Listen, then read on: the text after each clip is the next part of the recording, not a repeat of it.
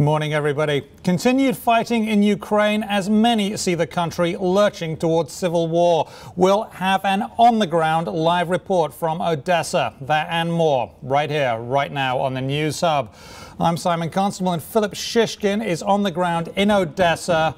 Philip, tell us what's been happening. There's been a lot of fighting over the weekend and a lot of deaths. Yes, hi Simon. So what's been happening in Odessa is very different from what's happening elsewhere in eastern Ukraine, where you see some heavy fighting in the past few days.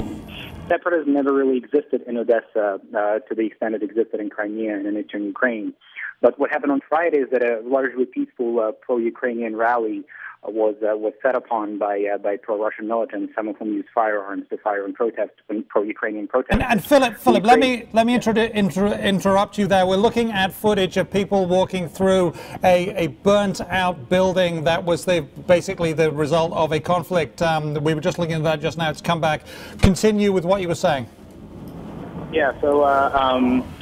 So that those clashes ended in that horrific fire in which over 40 people died. What happened basically is that after the Russians attacked the Ukrainians chased the pro-Russians to their encampment on the central square and burned their tents. And the pro-Russian protesters then took refuge in that big labor union building on the edge of the square. They started throwing Molotov cocktails out of that building. Pro-Ukrainians started throwing Molotov cocktails back at them. The building caught fire. It all happened very quickly, and 40 people died in that fire. It really was a very horrific scene. And that fire now has become this sort of, a catalyst for both, Russian anger here and the Ukrainian anger here, because the Russian militants here say and protesters here say that, brutal Ukrainians burned innocent civilians alive. What the Ukrainians say is a complete lie. What happened was an accident, and Molotov cocktails were thrown both ways. And the Ukrainians actually tried to help the Russians to get out. But that fire created a big dividing line here. So basically a lot of finger pointing there, Philip.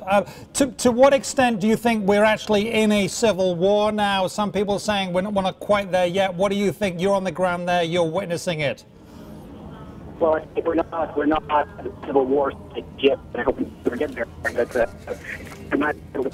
real great civil conflict going on here between pro-Russian groups and pro-Ukrainian groups, and the police have largely stood by the wayside for reasons of conflicted loyalties and pure incompetence. So Kiev has had to appoint new police command here and send a new police unit here. So we'll see if that's more effective than the previous unit. But for now, we actually have groups of young, fairly aggressive militants on both sides who are, abiding their time perhaps for the next flashpoint.